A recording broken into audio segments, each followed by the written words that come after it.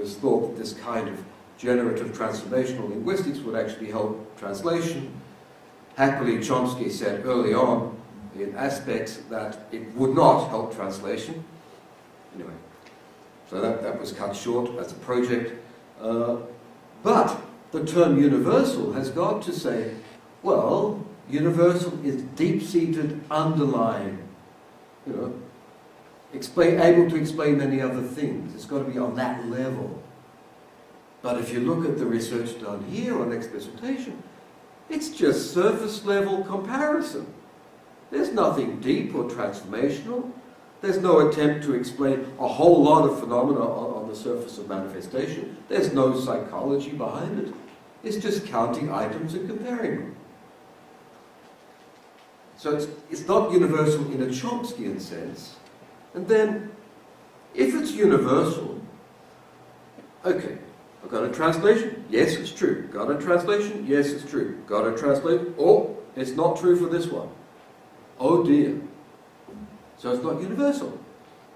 What does universal mean? Has to occur in all translations that we find? Occurs in most translations, 51%. It's a democratically elected universal. I don't think that's going to work that way either. Okay. So there's been very little thought about what universal is in a philosophical sense, that is deep-seated, able to explain phenomena, and very little basic statistics done to say what kind of statistics would count as giving us a universal phenomenon. And then, even if we did discover that this thing does happen in the majority of translation acts, a healthy majority, okay? So what? I mean, one's entitled to do that. When you do a bit of research and you say, here's my result, did you know that? Boom. And so you say, oh, that's interesting, so what? Well, you're entitled to say so what for as long as you can't say why this thing might have occurred. And very little research has been able to address that problem of why. If it does occur, why should it occur? Because we haven't been doing psychology, we haven't been doing process studies. Most of this is surface level counting of things in texts. Let me go through these problems one by one. The what? Here's some example. I'm taking this from a study with Portuguese English. Don't worry, Portuguese is... Does anybody speak Portuguese here? Thank you. You can read this for me in a minute. Okay. The focus has been on grammar words, as I said. Here's the source. Frances liked her doctor. Francisco gostava dessa médica. More close enough? Yeah, well...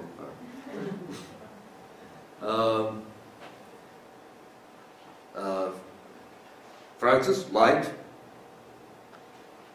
that female doctor. Okay? In Portuguese, it's a female doctor.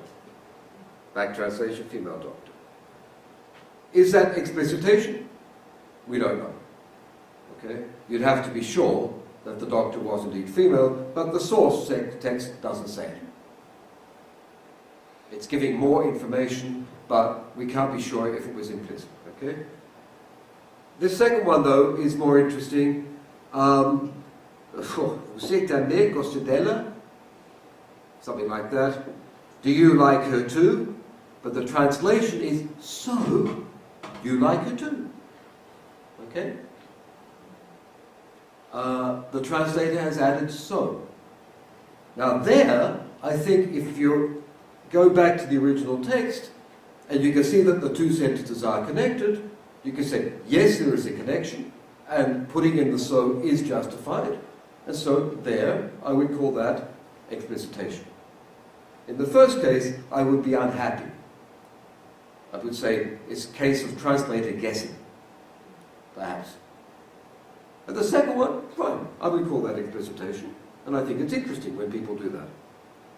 That's why I think most of the research has been restricted to grammar words and not lexical items.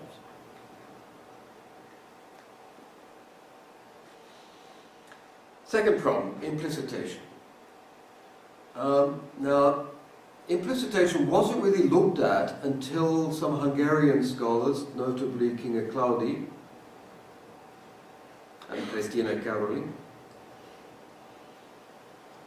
looked at explicitation. These were really comparative linguists. Okay? They were comparing languages like Vinay Double. And they wanted to have a way to isolate voluntary explicitation, to separate it from obligatory explicitation.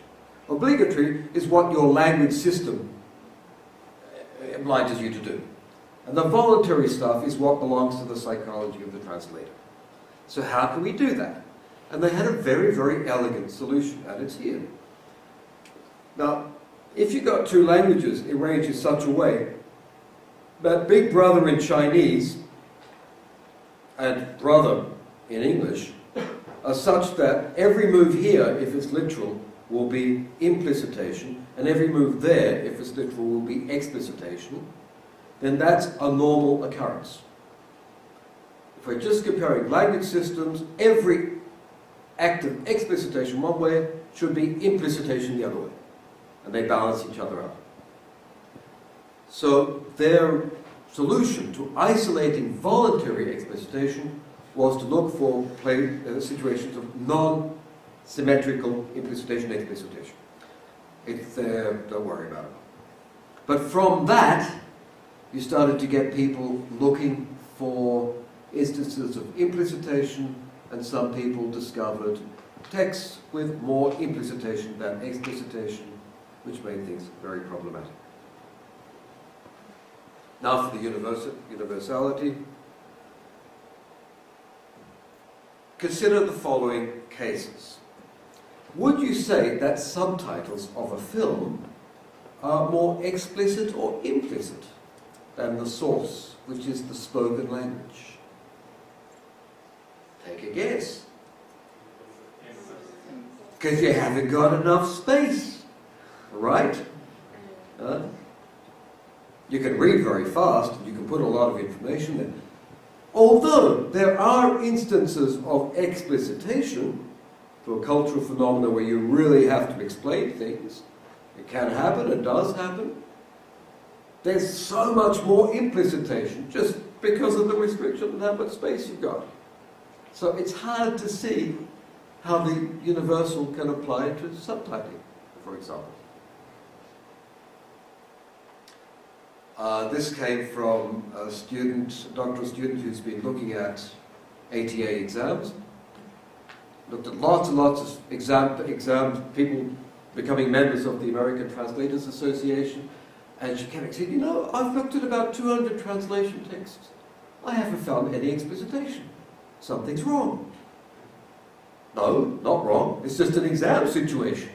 People are so scared of deviating from the source text that they're not going to risk being, putting in explicitation or any help there. And the reader of the translation is an expert in the source language, so why the hell should you be helping them anyway? So what are you going to do? You're going to say it works, it's universal for all translations except for exams. You're going to do exams, right? Are you going to use explicitation? Well, probably not. Software localization, that is highly standardized glossaries, terminology, all fixed up before you enter the scene. It's all in your translation memory. You just have to verify it. You're not going to find much explicitation or implicitation there. Indeed, any case of controlled writing where the source text is in a simplified syntax, one of the ways of writing good source text for automatic translation or multiple localization projects is to remove all redundancy. Remove deictics. Technical language these days doesn't use precisely the deictics that were being tested here. For reasons I think I mentioned, people are not reading a linear text, they're reading chunks of information. Pharmaceutical translation. If you're writing the instructions for the use of a medication, are you going to, me a translator, you're going to put in some helpful hints? or risk guessing what was implicit?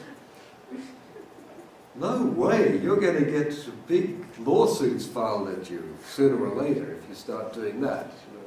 You can ask them to rewrite the source text to make it more explicit if necessary, but explicitation is probably not going to occur in that particular conference interpreting. Since I think that interpreting is part of translation, I'm interested, would explicitation count in consecutive interpreting? Very difficult, because you reduce the text by 30% anyway. Okay? Or conference interpreting. Perhaps, yes, for a few cultural references, the lexical kind, yes. But you wouldn't expect it to happen for any of the grammar words that we'd be looking at. Indeed, anywhere where there are constraints of time and or space, I would not expect to find explicitation. And it seems to me to be a luxurious universal reserved for those few academic translators who have no money to worry about. That's lots of time. However, it has been found, it has been proved, there is something there, I think. If it's there, why is it there? Here are some of the potential causes of it. Because you got time, you think you should do something with that time, so you waste it adding things to the text. Yeah? Don't know. Perhaps, but it doesn't convince me that much. How are you paid for your translations? I'm paid by the number of words in the translation I produce. So if I produce more words, I get more money, so I'm going to be very explicit. I don't think so, I do. It's an argument. Vinet and Darbelnet said translators do it out of lack of prudence, that is, not careful enough, or ignorance. They don't know that they don't have to do it. I found that rather rude of them.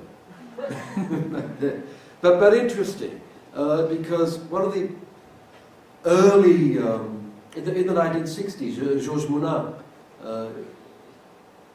identified, he said, one of the main faults in translation is over-translation. That many translators are really trying to do too much. They're trying to make things too clear. They're trying to help the reader beyond what is discursively justifiable. And this ignorance does seem to fit into that. If translators could really compare the languages, as Vinet and Darbelnet do, they would see they don't have to do it. That there is implicit language redundancy on both sides of the equation. A more serious argument is this, that readers of the target text, readers of the translation, are not as familiar with the source culture by definition, because they don't have linguistic access to it, therefore they need more help. Okay, this is the one that was used for justifying the Eton translation. When Hönig and Kussmaul presented that, they said the German reader has to be told about Eton. As I think I might have mentioned, Peter Newmark then replied, "How dare you insult German readers? Everybody knows of the prestige of Eton." Which is probably true among educated German readers, and that this was a grossly debasing assumption about the intelligence of the readers. However, it remains a possible cause. Here's some others, though. One argument is that the act of translating involves two things, reading and writing. So, psychologically, you have to decode what's there so that you understand it, and then reproduce it. And as a reader, you are therefore aware of what is difficult or could be difficult, and therefore explain the problems that you encountered. Like, I had to figure out what St. Mary's was here. I'd done a bit of research. I figured it must be a girls' school of some prestige. I'm going to save you, the reader, the problem of doing the research I've done, and I'm going to put it in there. Okay? So this is helping the reader, but why should you help the reader? Because you have just needed help yourself. you've worked and you want to relay the fruits of your work, your interpretative processing of this text, to the other people. Translators explicitate because they are subservient and like to help. I like this one. I don't think it's true, but a lot of people over the ages have thought it might be true. I remember years ago, did I tell you about this?